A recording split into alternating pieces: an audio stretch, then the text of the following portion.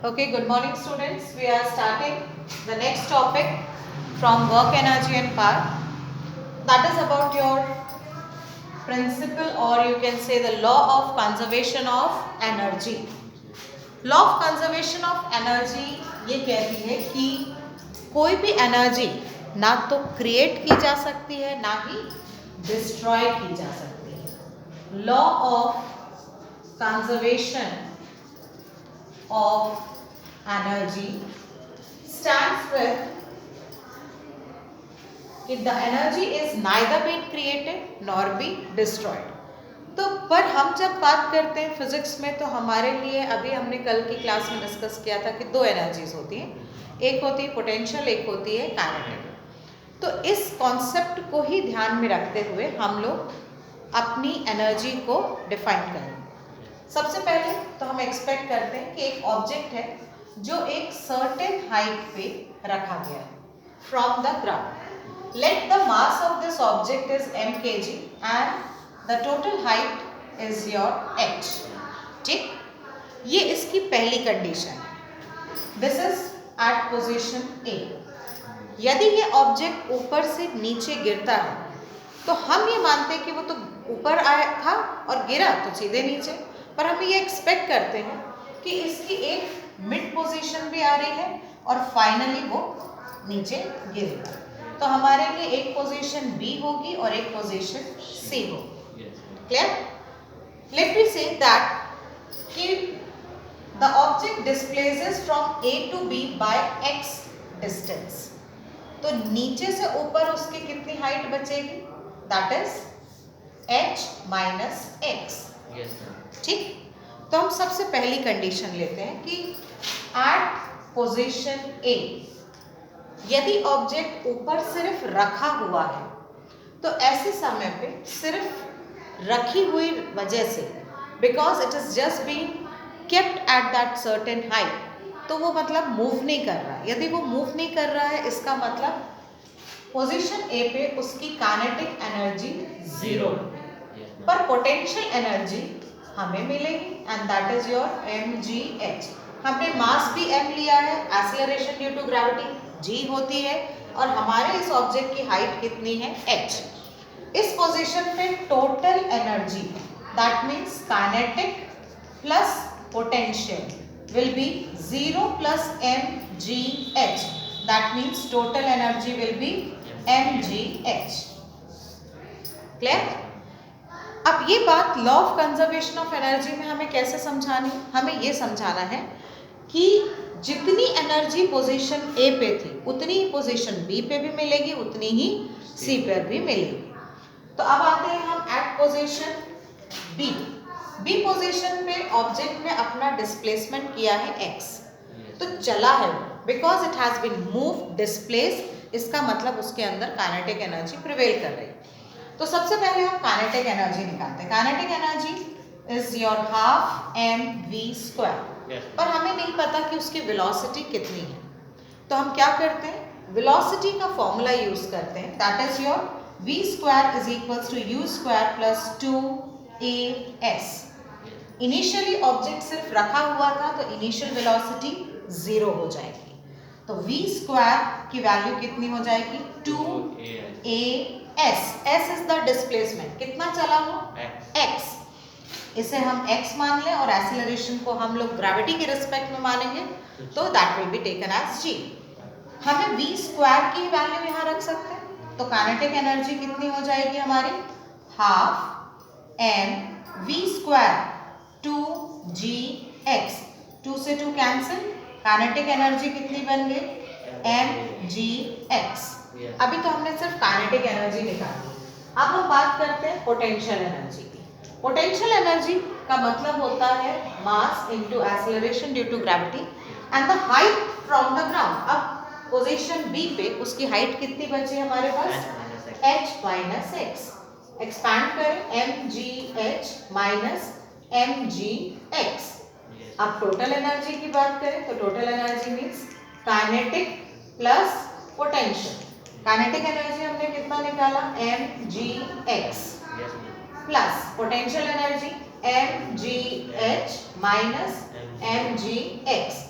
ये दोनों cancel, total energy हमें वापस क्या मिल गई, mgh. That means at second position your law is confirming that the total energy which was there at position A that also is there in your position B. चलो next हम आते हैं at C. अब बीच की position को हम छोड़ देते हैं, सीधे ऑब्जेक्ट ऊपर था और अब सीधे कहाँ आ गया, नीचे. मतलब उसका जो डिस्प्लेसमेंट है वो कितना हुआ, h के बराबर. तो क्योंकि वो मूव किया है तो काइनेटिक एनर्जी हम फिर निकालेंगे, half m v square. Half m v square में again v square is equals to u square plus 2as. That means v square is equals to 0 plus 2gh. Now substituting this value in kinetic energy क्या हो जाएगा, half M v square की value क्या है, 2gh. 2 से 2 cancel, kinetic energy कितनी बन गई, mgh. क्योंकि ये ऑब्जेक्ट पूरी तरह से ग्राउंड पे आ गया है, अब क्या कोई हाइट बची, now there is no height. That means no potential energy at position C. Potential energy क्या हो जाएगी, 0. अब हम वापस टोटल एनर्जी निकालें तो that is your kinetic plus potential. That means mgh plus 0. तो टोटल एनर्जी कितनी आ गई, mgh. Now in all the 3 conditions, position A पे mgh थी, पोजीशन B पे mgh थी और C पे भी mgh. तो ये बात इस बात को कंफर्म करती है कि law of conservation of energy deal करती है. Energy is neither been created nor be destroyed, it just transfer from one form to another. Kinetic है तो पोटेंशियल बन जाएगी, पोटेंशियल है तो काइनेटिक बन जाएगी, but it will be same. चलो next is your about collision. Collision का मतलब होता है किसी भी दो ऑब्जेक्ट्स का भिड़ना.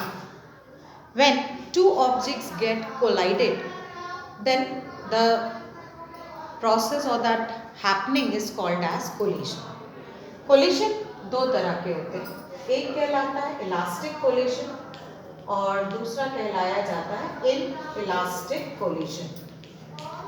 इलास्टिक कोलिजन का मतलब होता है जब कभी भी कोई दो ऑब्जेक्ट्स आपस में भिड़ते हैं तो उनका लीनियर मोमेंटम और उनकी energy conservation, kinetic energy conservation दोनों बराबर रहते हैं. मतलब भिड़ने से पहले और भिड़ने के बाद लीनियर मोमेंटम भी बराबर रहेगा और काइनेटिक एनर्जी भी बराबर रहेगी. तो यू कैन से कि linear momentum and kinetic energy is conserved. तो in elastic collision linear momentum and kinetic energy is conserved.